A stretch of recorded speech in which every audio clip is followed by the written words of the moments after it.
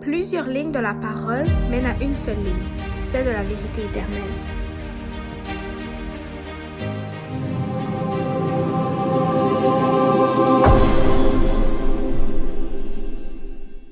Frères et sœurs et amis, bonjour. Bonjour. Bonjour. Nous sommes contents d'être ici aujourd'hui dans la maison du Seigneur, même si chacun est chez soi, chacun reste chez lui, mais nous avons la possibilité de réunir au nom de Jésus, donc nous composons son Église. Je salue chacun de vous, je salue la famille Dubois, Frère Olivier Aravna compris. Je salue Sœur Sonia, ainsi que notre frère Jean-Raymond qui participe aujourd'hui, et tous ceux et celles qui nous écoutent par le moyen d'Internet. Que la paix du Seigneur soit avec vous tous. Aujourd'hui, nous avons le privilège d'écouter un sujet très important. C'est sur le Saint-Esprit de Dieu. Est-il un autre Dieu? Peut-on parler de l'Esprit de Dieu et Dieu, l'Esprit? Est-ce la même chose? C'est ce sujet-là que nous avons partagé ensemble avec vous. Un sujet qui donne tant de problèmes, qui suscite tant de controverses dans le monde chrétien. Donc, on doit être clair car Dieu est unique. Il faut que nous parvenions à la connaissance de Dieu. Il faut que nous ayons une même parole, un seul langage. Juste avant de commencer le message, je vous prie, je vous demande de vous prosterner comme vous pouvez le faire pour une courte prière. Nous te remercions, notre bien-aimé Père des cieux, pour le privilège que tu nous as accordé en Jésus-Christ d'être ton enfant. Il nous a acceptés pour toi en donnant sa vie sur la croix. Il est le garant de notre vie éternelle. Nous te disons merci, Seigneur, pour ce nouveau sabbat. Nous allons partager ta parole qui est inspirée, un sujet qui est très controversé et un peu difficile. Nous nous approchons d'un terrain sur lequel nous devons enlever les souliers de nos pieds. Car Dieu est saint, 3 fois saint. Que tu nous éclaires par ton Esprit Saint alors que nous allons parler de cet esprit-là. Permets que tes enfants puissent découvrir la vérité et uniquement la vérité à travers ce sujet. Utilise ton serviteur comme bon te semble. Nous te prions au nom de Jésus-Christ, notre bien-aimé Sauveur. Amen. Le Saint-Esprit est-il un autre Dieu ou Dieu lui-même ou l'Esprit de Dieu? Quand quelqu'un parle de Dieu, le Saint-Esprit, ou l'Esprit de Dieu ou le Saint-Esprit de Dieu, parle-t-il d'une seule et même chose? On va voir à travers ce sujet, on va arriver à comprendre un peu de quoi on parle. Que signifie le mot esprit? Le mot esprit, tout court, est pour beaucoup un terme assez vague. Le problème, on dit, se trouve dans le King James Version de la Bible qui utilisent les mots ghost pour traduire le mot esprit. Le mot ghost se trouve 98 fois dans la Bible. Or, le mot ghost signifie fantôme ou zombie dans notre culture.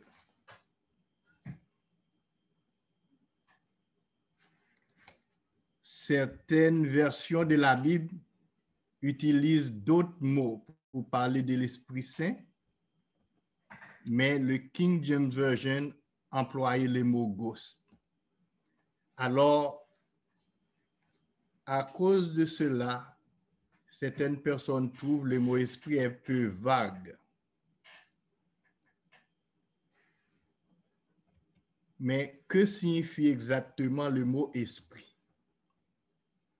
Le mot esprit est traduit toujours par le mot hébreu ruach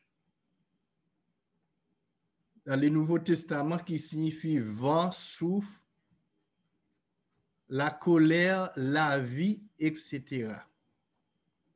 Certaines traductions de ruach signifient air, colère, souffle, respiration, calme, courage, pensée, tempête, vent, tornade. La majorité de fois, ruach est traduit par souffle et la vie. Alors, souffle de vie. Mais il n'y a même pas une seule fois que le mot esprit signifie une personne.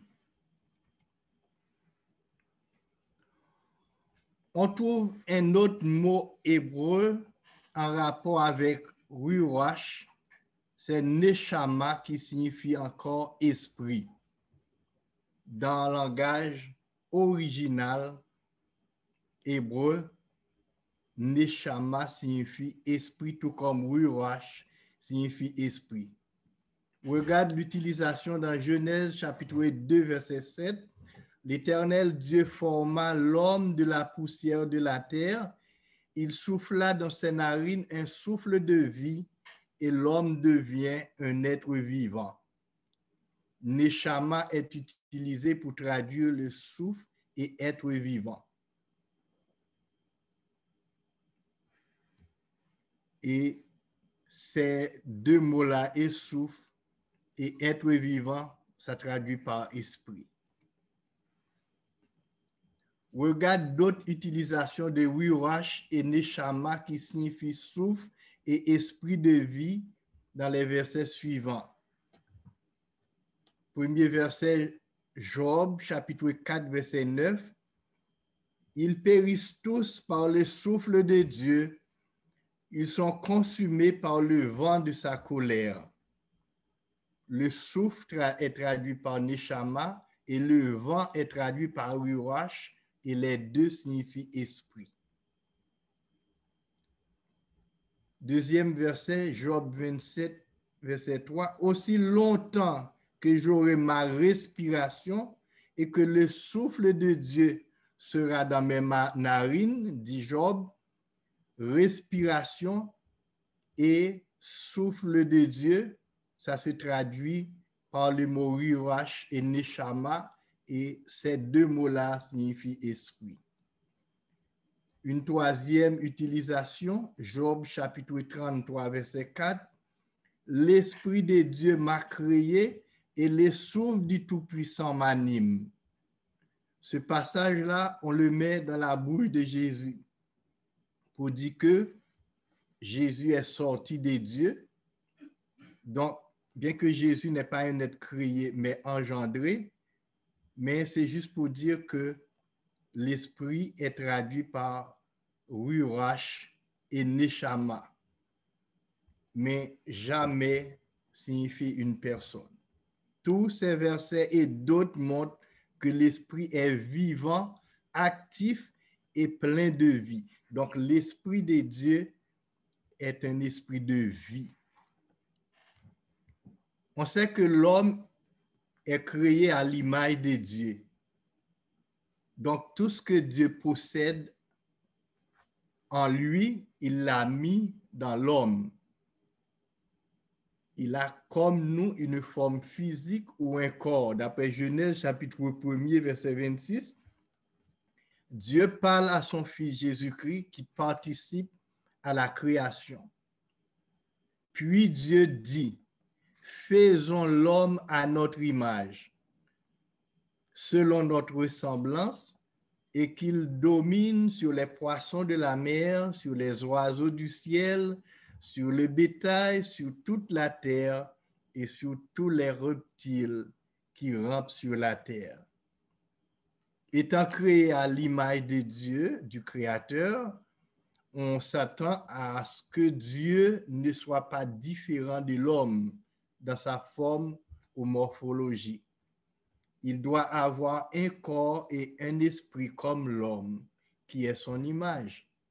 L'homme et son esprit ne font pas deux hommes, de même que Dieu et son esprit n'est pas deux personnes, ne font pas deux dieux ou deux personnes.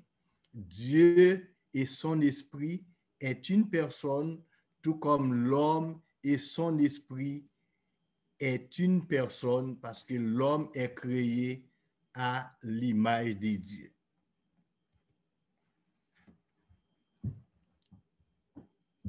Daniel montre que Dieu a un corps physique. Dans Daniel chapitre 7, verset 9 à 13, bien que la Bible nous dit que personne n'a vu Dieu, excepté Jésus-Christ, son Fils, mais dans une vision, Dieu a permis au prophète Daniel de le voir. Je lis pour vous, verset 9, Daniel chapitre 7.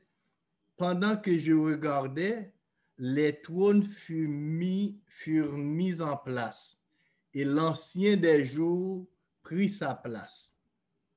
Ses vêtements étaient blancs comme la neige, les cheveux de sa tête blancs comme de la laine, son trône flambait de feu, et ses roues étaient tout en feu. Une rivière de feu coulait sortant de devant lui. Des milliers et des milliers l'ont assisté. 10 000 fois et 10 000 se tenaient devant lui. La cour était assise et les livres étaient ouverts. Ça, c'est Daniel qui assiste au jugement de Dieu. Daniel a vu Dieu et plus bas, Daniel appelle Dieu l'Ancien des jours. L'Ancien des jours était assis.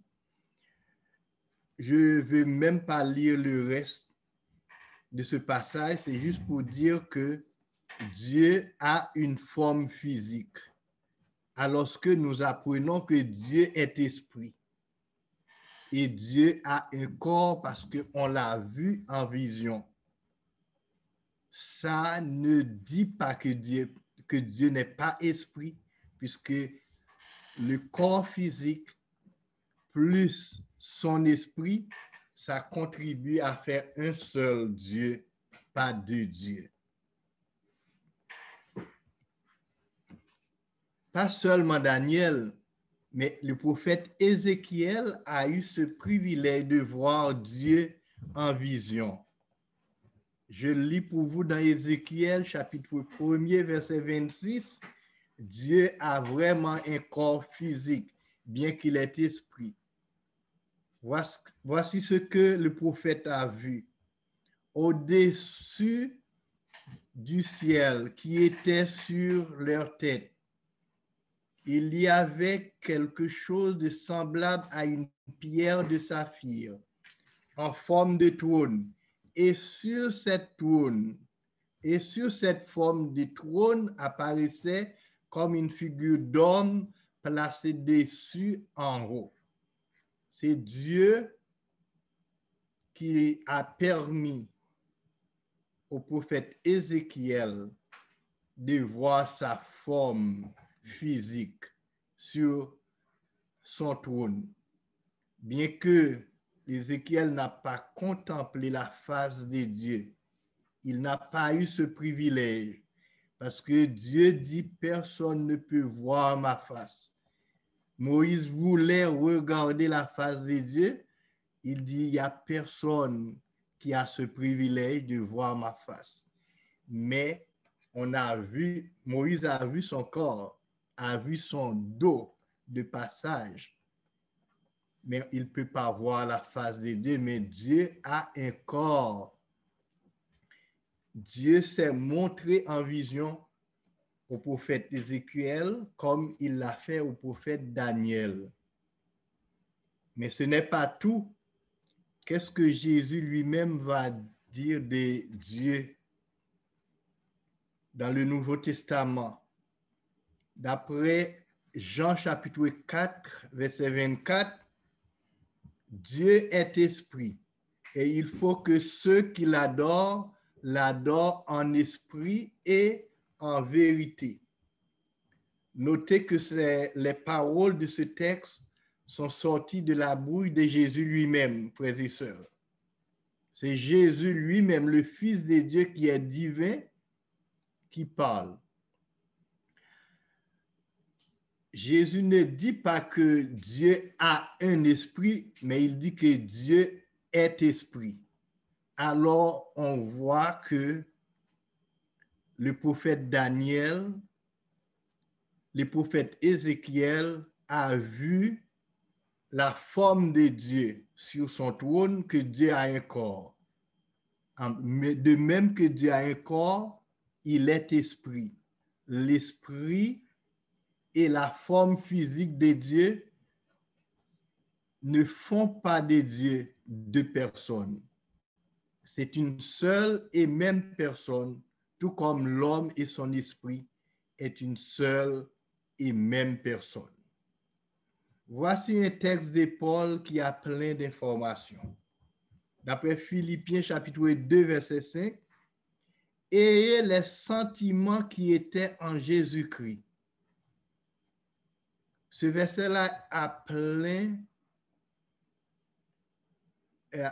de significations.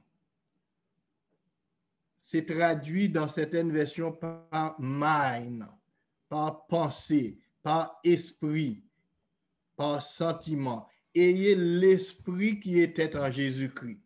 Donc, l'esprit qui était en Jésus-Christ ne fait pas de Jésus deux personnes, mais il a l'esprit de Dieu en lui, tout comme Dieu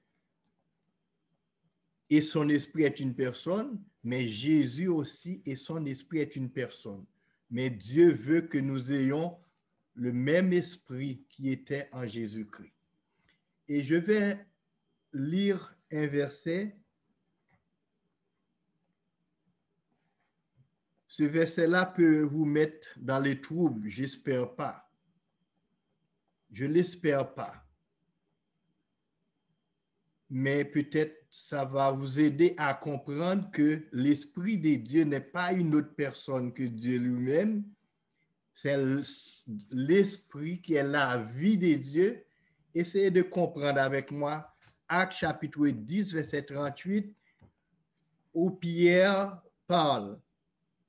Pierre dit, apôtre Pierre, « Vous savez comment Dieu a oint du Saint-Esprit et de force Jésus de Nazareth, qui allait de lieu en lieu, faisant du bien et guérissant tous ceux qui étaient sous l'empire du diable, car Dieu était avec lui. » Pierre dit que pourquoi Jésus était capable de guérir les malades et de délivrer tous ceux qui étaient sous l'emprise du diable, c'est parce que il était loin du Saint-Esprit.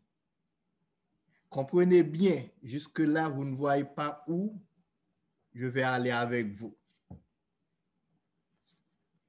Pierre dit, Dieu le Père, pour ceux qui sont trinitaires, a pris le Saint-Esprit, Dieu le Père, pour les trinitaires, première personne de la Trinité, a pris l'Esprit Saint, qui c'est troisième personne de la Trinité, il a oint Jésus, deuxième personne de la Trinité, pour que Jésus puisse guérir les malades et délivrer ceux qui étaient retenus par les chaînes de Satan. Où est-ce que je vais aller avec vous? Les trinitaires disent que il y a trois personnes coéternelles, coégales. Pas une qui a une force supérieure à l'autre. C'est trois personnes et les trois, c'est Dieu coéternel, coégal. Pourquoi Jésus a besoin que son Père, qui est la première personne, coéternel, coégal avec lui, prie la troisième personne, Saint-Esprit, qui est coéternel, coégal avec lui, pour déverser sur lui, pour qu'il ait puissance, pour guérir mal, pour lui donner de la puissance, pour guérir les malades et chasser les démons. Jésus n'aura pas besoin de toutes ces choses. La Bible dit le Saint-Esprit n'est pas une autre personne que Dieu. Vous comprenez vous-même que Dieu, le Père, a pris le Saint-Esprit qui est sa puissance, il l'a mis sur Jésus, son Fils, alors il a oint Jésus de cette puissance pour que Jésus soit capable de guérir malade et de chasser les démons. Ce n'est pas la première personne de la Trinité, coéternel, coégal, qui a pris la troisième personne de la Trinité, coéternel, coégal, pour mettre sur la deuxième personne qui est coéternel, coégal, pour que la deuxième personne puisse exercer son ministère. Ça n'a pas de sens. C'est du n'importe quoi. Dieu a pris son esprit, il l'a mis sur son Fils, et son Fils était capable, en tant que oint du Saint-Esprit, pour exercer son ministère. C'est de même que vous et moi, lorsque nous cherchons cette puissance et que Dieu nous a donné la puissance de son Saint-Esprit, nous serons capables d'exercer comme Jésus les ministères que Dieu nous a confiés. C'est ce qui est arrivé au jour de la Pentecôte. C'est ce qui arrive au temps, à l'époque de l'Église apostolique. Les chrétiens ont prié. Ils se sont baptisés au nom de Jésus. Ils ont reçu la puissance du Saint-Esprit comme Jésus l'a reçu et ils étaient capables d'exercer un ministère fructueux pour la gloire de Dieu. J'espère que vous comprenez beaucoup des choses que vous n'aviez pas compris au départ. Alors Dieu a un corps et un esprit. L'esprit de Dieu est son être intérieur, ses sentiments, ses pensées et sa personnalité qui est différent de sa forme physique. Si Dieu est un être à deux dimensions, comprenant une forme physique et un esprit, l'homme créé à l'image de Dieu a aussi deux dimensions, un corps et un esprit. Est-ce clair pour tout le monde? Amen. Dieu est omniprésent par son esprit. Ce verset est écrit, ce psaume par David. David était un serviteur de Dieu. Il comprenait que grâce à l'Esprit de Dieu, Dieu est présent partout. Dans une prière qu'il a faite, David disait, « Où irai-je loin de ton esprit et où fuirai-je loin de ta présence ou loin de ta face? » David sait qu'il ne peut pas se cacher contre la présence de Dieu. Et il disait que l'Esprit de Dieu était la présence de Dieu. Tout comme les pionniers adventistes croyaient que l'Esprit Saint, Dieu était partout présent grâce à son esprit. Bien que Dieu a une forme physique, il est assis sur son trône, mais son esprit peut être présent partout. Son esprit est sa présence. Son esprit est sa face.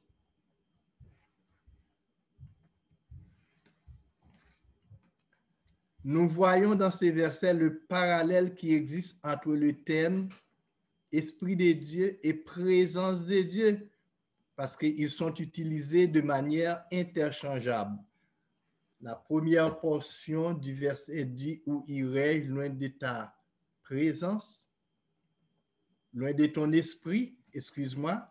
Et la deuxième portion du verset dit « Où fuirais-je loin de ta présence ?» Donc, l'esprit est interchangé avec présence. Cela veut dire pour Dieu la même chose. Esprit de Dieu égale la présence de Dieu.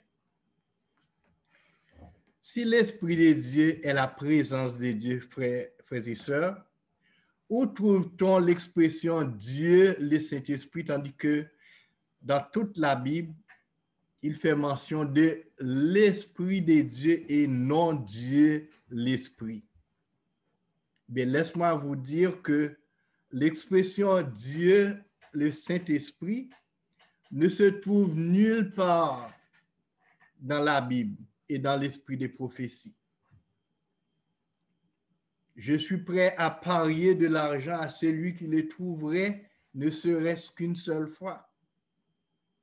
Même si on arrive à feuilleter toute la Bible, de la Genèse à Apocalypse, on ne peut pas trouver l'expression Dieu, le Saint-Esprit. Donc, Dieu, le Saint-Esprit, c'est un Dieu étranger, inventé par le paganisme et christianisé par Rome et l'Église catholique. Ensuite, un Dieu qui est adopté par toute la chrétienté. Ce Dieu, le Saint-Esprit, est le résultat de plusieurs conciles œcuméniques. Il est méconnu du judaïsme. Cela veut dire que les Juifs ne connaissaient pas ce Dieu, Dieu le Saint-Esprit. Il est aussi méconnu des patriarches et des prophètes, ainsi que des apôtres de Jésus, ainsi que l'Église primitive. On n'a jamais entendu parler de ce Dieu dans l'Église primitive. Les patriarches, les prophètes, les apôtres de Jésus, l'Église primitive et tous les anciens disciples ne connaissaient pas ce Dieu. Il prenait 4 siècles à l'Église de Rome pour créer ce Dieu, ce mystère. Après, tout débat était fermé. Après que ce Dieu ait pris naissance, l'Église a fermé le débat. Si quelqu'un veut discuter, eh bien, c'est une catastrophe. C'est aussi vrai pour toute la Trinité. Le choix désormais était très restreint. Soit qu'on accepte le nouveau Dieu de l'Empire romain, ou on se fait appeler arien ou hérétique et prendre les déserts. Car le débat était clos par l'Église, il n'y a personne qui peut dire autre chose que d'accepter. Il y a un seul Dieu. 2 points, Dieu le Père, Dieu le Fils, Dieu le Saint-Esprit, chacun coéternel et coégal. Ça, c'est Rome qui a amené dans la chrétienté ces dieux étrangers et malheureusement, c'est adopté par toute la chrétienté, même ceux qui se disent chrétiens, défenseurs de la vérité, je parle les dirigeants de l'Église adventiste, ont rejeté le Dieu que Dieu a révélé aux pionniers pour accepter un nouveau Dieu étranger. Malheureusement, mais je dis heureusement, Dieu a ouvert les yeux. Dieu a ouvert l'intelligence de ses disciples pour qu'ils comprennent la vérité. Amen. On trouve dans la Bible le terme l'Esprit de Dieu et l'Esprit de Christ. Oui, dans toute la Bible, l'Esprit de Dieu et l'Esprit de Christ, mais jamais une seule fois Dieu l'Esprit. Genèse chapitre 1er, verset 2. La terre était informe et vide. Il y avait des ténèbres à la surface de l'abîme et l'Esprit de Dieu se mouvait au-dessus des eaux. L'Esprit de Dieu, dès la création, l'Esprit de Dieu, pas Dieu l'Esprit. 1 Samuel 11, verset 6, dès que Saül eut entendu ces choses, il fut saisi par l'Esprit de Dieu et sa colère s'enflamma fortement. Saül était saisi par l'Esprit de Dieu, mais pas par Dieu l'Esprit. Job chapitre 33, verset 4, nous venons de lire ce verset, c'est dans la bouche de Jésus lui-même. L'Esprit de Dieu m'a créé et le souffle du Tout-Puissant m'anime. Le Tout-Puissant ici, c'est le Père éternel, Dieu le Père. C'est lui que la Bible appelle le Tout-Puissant.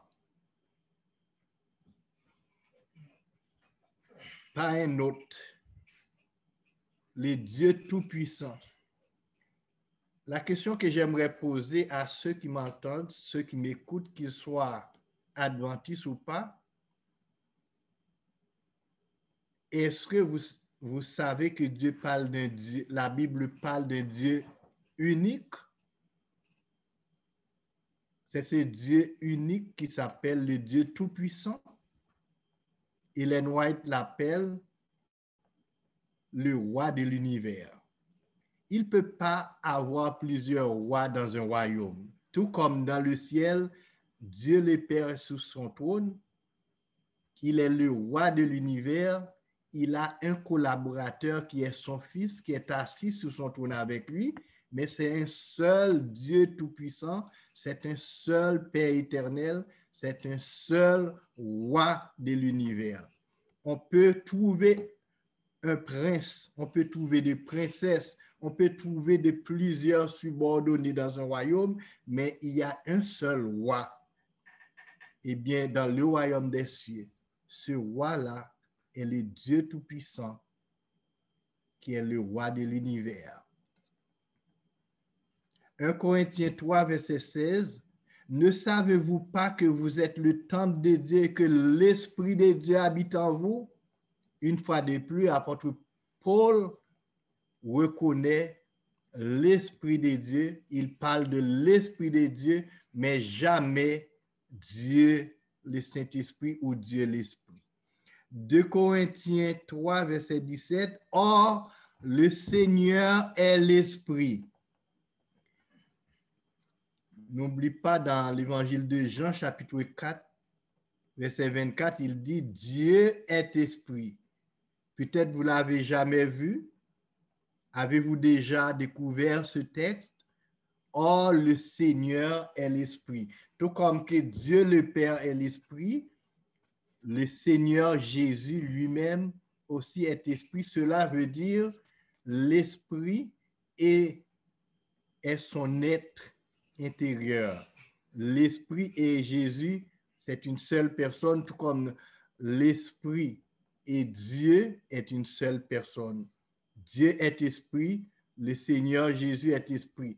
Tout comme Dieu a une forme physique, le Seigneur Jésus a une forme physique, le Seigneur Jésus est esprit. Donc, il y a certains endroits qu'on parle de l'Esprit Saint, on parle de l'Esprit de Jésus. Cela veut dire que Jésus, quand il parle de l'Esprit, parfois, il parle de lui-même, mais dépouillé de sa personne physique. Tout comme Dieu est présent partout par son esprit, dépouillé de sa personne physique. On va le voir. Est-ce vrai? 1 Pierre 1, verset 11, l'apôtre Pierre dit, voulant sonder l'époque et les circonstances marquées par l'Esprit de Christ.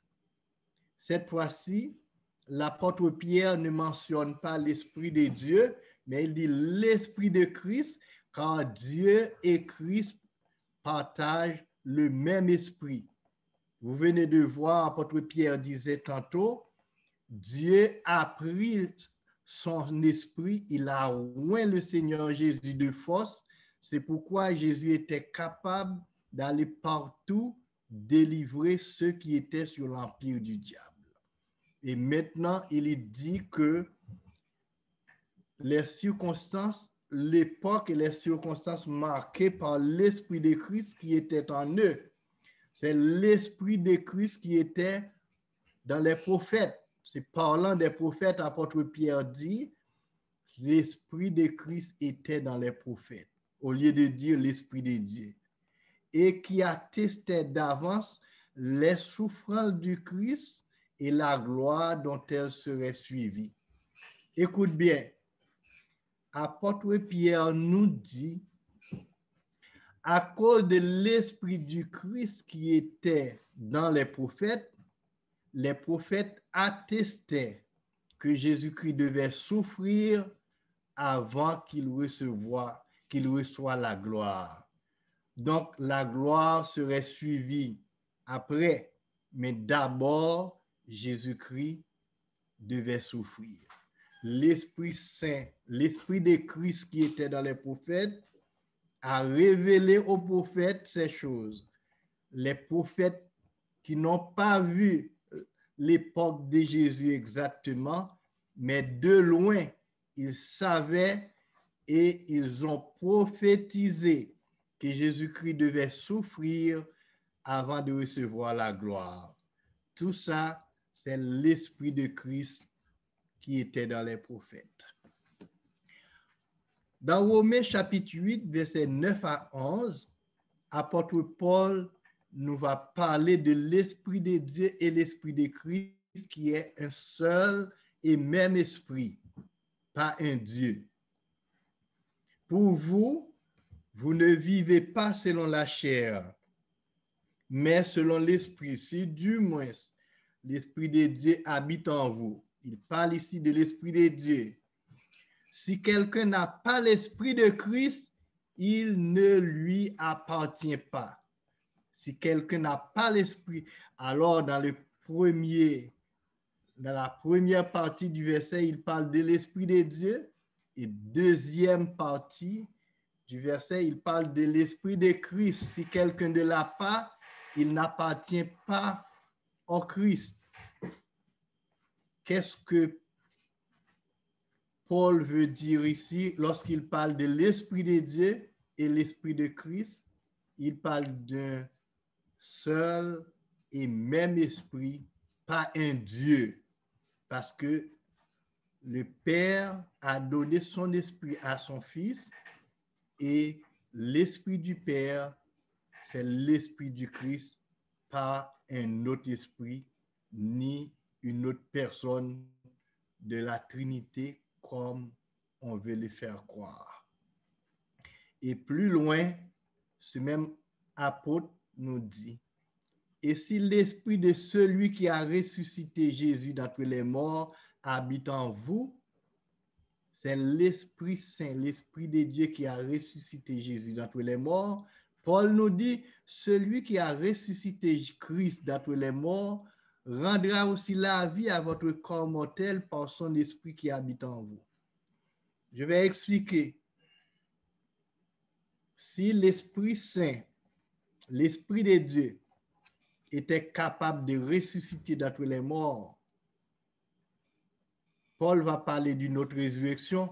Notre corps mortel, ce n'est pas quand nous quittons cette vie ici-bas, nous allons être ressuscités, mais il parle de la mort du vieil homme.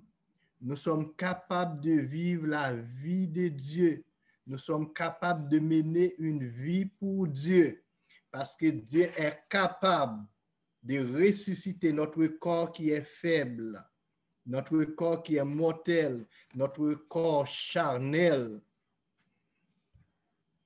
Quelque part, Paul parle de l'homme animal, l'homme charnel, l'homme qui ne peut pas se soumettre à la loi de Dieu, la chair, mais il dit, mais quand l'Esprit de Dieu habite en nous, nous sommes capables de produire de bonnes œuvres selon l'Esprit de Dieu qui habite en nous.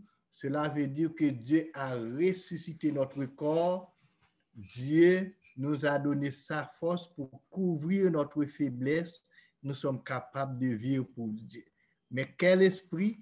L'Esprit de Dieu a ressuscité Jésus-Christ d'entre les morts et cet esprit peut nous permettre de vivre une vie pour Dieu. Et plus loin, Luc chapitre 4, verset 18-19, l'Esprit du Seigneur sur moi. Jésus parle, l'Esprit du Seigneur, l'Éternel est sur moi parce que par son Esprit, il m'a oint pour annoncer une bonne nouvelle aux pauvres. Il m'a envoyé pour guérir ceux qui ont le cœur brisé. Il m'a envoyé pour proclamer aux captifs la délivrance, aux aveugles le recouvrement de la vue, pour renvoyer libres les opprimés, pour publier une année de grâce du Seigneur. Pourquoi Jésus était capable d'avoir un ministère fructueux quand il était sur la terre? C'est parce qu'il a reçu l'Esprit de Dieu. L'Esprit de Dieu était sur lui. Alors, si l'Esprit de Dieu, c'est un autre Dieu, disons-le, co-éternel, co-égal à Jésus, Jésus avait assez de force pour exercer son ministère sans avoir besoin de faire appel à un autre Dieu pour lui donner la force. Donc, l'Esprit Saint, c'est ça qui est la puissance de Dieu qui devait aider Jésus à accomplir son ministère. Je vais répéter tout au long de ces messages, l'Esprit Saint est la puissance de Dieu et la présence de Dieu. C'est ce que la Bible nous dit et c'est ce que l'esprit des prophéties nous révèle. Et si vous voulez être plus clair, c'est lorsque Jésus devait quitter la terre, dans sa dernière rencontre avec les disciples, il a fait un témoignage. Il dit aux disciples, vous recevez une puissance, le Saint-Esprit survenant sur vous, et vous serez mes témoins. Ce sont les dernières paroles que Jésus prononçait sur la terre avant qu'il ne monte vers son Père. Vous recevrez une puissance et vous serez capable de témoigner pour mon nom. Jésus n'a pas promis un autre Dieu, il n'a pas promis une autre personne de la divinité, mais il a promis une puissance. Et quelle puissance qu'il a promis? Cette même puissance que le Père lui a donnée, il était loin de cette puissance, il était capable de mener à bien son ministère et il a promis cette puissance aux disciples et à l'Église. Et quand l'Église recevait cette puissance au jour de la Pentecôte, l'Église était capable de remplir le ministère que Dieu a confié à son Église. Dans Jean chapitre 14, verset 16, il est question d'un autre consolateur. Qui est-il? Si l'Esprit Saint n'est pas une autre personne, un autre Dieu que Jésus va envoyer, pourquoi Jésus parle-t-il d'un autre consolateur? Il ne parle-t-il de lui-même quand il parle d'un autre consolateur? On trouve la réponse dans les autres versets, mais lisons. Jésus dit, il enverrait pour l'Église un autre consolateur. Jean chapitre 14, verset 17 à 18, c'est l'esprit de vérité, le consolateur, celui que le monde est incapable de recevoir parce qu'il ne le voit point et ne le connaît point, mais vous le connaissez car il demeure avec vous et il sera en vous. Je ne crois pas que vous avez saisi assez bien ce verset. Regarde plusieurs fois que Jésus parle de quelqu'un, il dit le. L'esprit de vérité que le monde ne peut recevoir parce qu'il ne le voit pas, il ne le connaît pas. Quant à vous, vous le connaissez parce que vous le voyez, parce qu'il demeure auprès de vous, mais il sera en vous. De qui Jésus parle? Est-ce que Jésus parle vraiment d'une autre personne?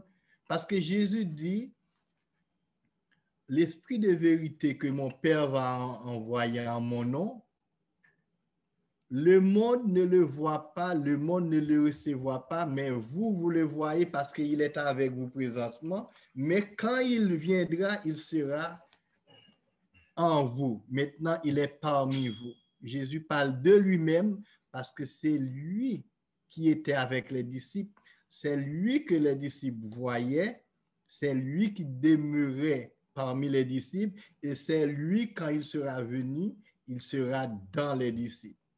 Jésus parle de son propre esprit. Et Ellen White dit plus loin, l'esprit de vérité que Jésus va envoyer, c'est Jésus lui-même dépouillé de sa personne physique. C'est son esprit qu'il envoie.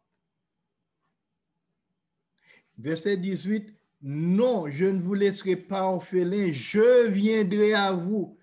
Quand il promet le Saint-Esprit, il dit, c'est moi-même qui va venir. Je viendrai à vous, je ne vous laisserai pas orphelin.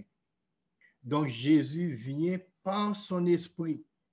C'est son esprit qu'il envoie, pas une autre personne, par emploi des personnes, pronom personnel, le 3 fois, il 2 fois, je 2 fois. Jésus dit déjà 7 fois dans ces 2 textes que c'est lui ou son propre esprit qui est l'autre consolateur, pas une autre personne. Voyons un troisième texte, Jean 14, verset 23. Jésus répondit, si quelqu'un m'aime, il gardera ma parole et mon Père l'aimera. Nous, mon Père et moi, nous viendrons à lui et nous ferons notre demeure chez lui.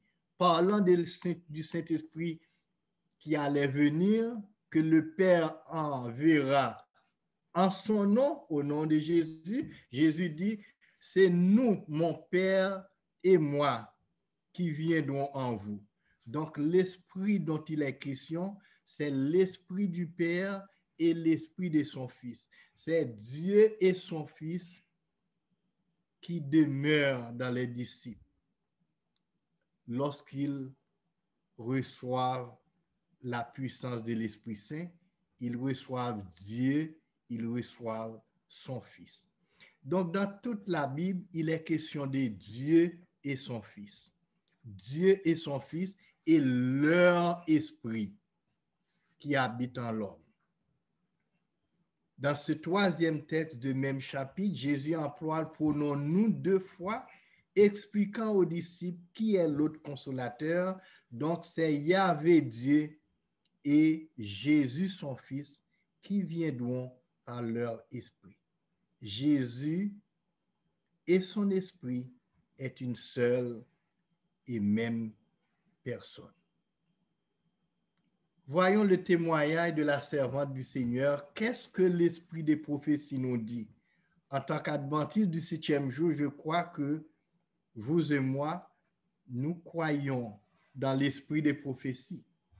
Dieu a doté ce don à son Église dès à l'origine.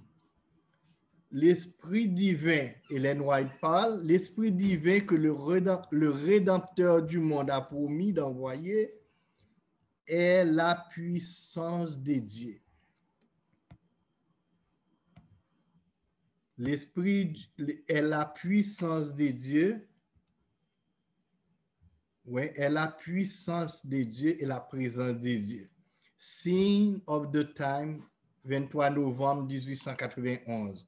L'esprit que Dieu a promis d'envoyer, c'est la puissance de Dieu et la présence de Dieu. Une autre déclaration. Le Christ a déclaré qu'après son ascension, il enverrait à son Église comme cadeau de couronnement le consolateur qui devrait prendre sa place. Ce consolateur est l'Esprit Saint. L'âme de sa vie. L'Esprit Saint est l'âme de la vie de Jésus-Christ, l'efficacité de son Église, la lumière et la vie du monde. Par son esprit, le Christ envoie une influence réconciliatrice et une puissance qui enlève le péché. Qu'est-ce que Dieu a envoyé à son Église? Est-ce qu'il enverrait un autre Dieu ou bien une troisième personne de la divinité? Le Christ a envoyé, d'après ce que le prophète a vu, une puissance qui est l'âme de sa vie, sa propre vie que Jésus a envoyée à l'Église. Donc, quand on reçoit cette puissance, on reçoit la vie du Christ, l'efficacité de son Église. L'Église était efficace au jour de la Pentecôte parce que les disciples ont reçu cette puissance. C'était la lumière et la vie du monde. C'est pourquoi l'Église était capable d'éclairer le monde. La Bible dit dans une courte période, la terre était remplie de la connaissance de Dieu parce que les disciples ont reçu la puissance pour témoigner au nom de Jésus. Le Christ envoie une puissance réconciliatrice. Quand l'Esprit Saint arrive, il réconcilie le monde avec Dieu. Une puissance qui enlève le péché. À cause de cette puissance, eh bien, quand on la reçoit, on doit fuir le péché. Le péché, on doit s'éloigner du péché, car le Saint-Esprit nous convainc de péché. Le Christ leur communique une troisième partie ou une troisième déclaration. Le Christ leur communique le souffle de son esprit, sa propre vie. Qu'est-ce que Jésus a donné aux disciples au jour de la Pentecôte? Le souffle de son esprit, sa propre vie. Le Saint-Esprit déploie ses énergies des plus puissantes dans leur cœur et dans leur esprit. D'après Jésus-Christ, page 830. Amen. Le Saint-Esprit est la vie du Christ, est sa propre vie qu'il a donnée à son Église, et à cause que l'Église a reçu l'Esprit du Christ, ils étaient capables de remplir un ministère fructueux pour la gloire de Dieu. Frères et sœurs, c'est là l'Évangile. Ça, ce n'est pas un message des hommes. Nous pensons que c'est ce que la Bible a dit. Est-ce que vous croyez dans la Bible? Ou bien est-ce que vous croyez dans les conciles œcuméniques? Voulez-vous accepter ce message? Ou bien voulez-vous suivre les fables ou la philosophie humaine? Que le Seigneur vous soit en aide, qu'il vous éclaire. Pour finir, un dernier passage de l'esprit des prophéties. Ceux qui fouillent les Écritures pour y découvrir des contradictions n'ont pas de discernement spirituel. Ils ne manqueront pas de trouver des raisons de douter là où tout est clair et simple. Si c'est des contradictions que nous cherchons dans les Écritures, nous allons trouver des moyens de douter bien que tout est clair et simple pour ceux qui cherchent Dieu avec un esprit de prière. Mais tout est différent pour ceux qui ouvrent la Bible avec révérence, cherchant à connaître la volonté de Dieu et à y obéir. Une crainte respectueuse les saisira en constatant combien sont pures et excellentes les vérités révélées. Quand Dieu leur révèle une vérité, eh bien, ils se ploient et ils acceptent ce que Dieu a révélé. Qui se ressemble s'assemble et qui se ressemble s'apprécie. La sainteté s'allie d'elle-même à ce qui est saint et la foi s'unit à la foi. Ceux qui se penchent sur les Écritures dans cet esprit-là entrent en communion avec les prophètes et les apôtres. Leur personnalité se confond avec celle de Christ et ils désirent ne faire plus qu'un avec le Christ. Quand quelqu'un veut chercher des contradictions, il veut prendre les contradictions, il y en a toujours des raisons, des moyens. Satan va donner des arguments pour qu'on prenne des choses contradictoires, pour que nous tombions toujours du mauvais côté de la médaille. Mais quand quelqu'un s'humilie dans un esprit de prière et d'obéissance, il veut connaître la vérité de Dieu, Dieu se révèle à lui. Mon souhait pour vous, pour tous ceux qui écoutent la parole aujourd'hui, c'est que vous vous humiliez et demandez à Dieu de vous éclairer. L'Église de Dieu ne va pas accepter une vérité parce qu'il y a beaucoup de monde qui l'ont déclaré, parce qu'il y a beaucoup de dénominations qui l'acceptent. Mais l'Église de Dieu va accepter quelque chose comme vérité, comme la pure vérité, quand il y a un clair et net ainsi parle l'Éternel en sa faveur. C'est ce que la servante du Seigneur nous a dit quelque part. S'il n'y a pas un clair et ainsi parle l'Éternel en sa faveur, l'Église doit le rejeter. Moi, je n'accepte pas la Trinité, je n'accepte pas que l'Esprit de Dieu est un autre Dieu ou troisième personne de la Trinité, co-éternel, co-égal. La Bible ne nous dit pas ça. J'accepte que la Bible dit c'est la puissance et l'Esprit de Dieu et c'est tout ça que les enfants de Dieu acceptent. Que le Seigneur vous bénisse et que vous faites le bon choix. Amen. Notre Père bien-aimé, nous voulons te dire merci pour ce privilège que tu nous as donné d'écouter ta parole. Nous ne sommes pas dignes, Seigneur, mais tu nous as choisis et tu t'es révélé à nous comme le seul vrai Dieu. Et que Jésus-Christ est ton Fils unique qui est dans ton sein. Il est assis sur ton trône avec toi, mais partout sur la terre, tu te fais représenter par l'Esprit Saint qui est ta présence et ta puissance. Nous te demandons ce matin d'ouvrir l'intelligence, d'éclairer, Seigneur, tous ceux et celles qui écoutent ce message. Et nous te prions de leur donner cette puissance, le Saint-Esprit pour qu'ils puissent témoigner. Car la Bible nous dit, la moisson est grande, mais peu d'ouvriers.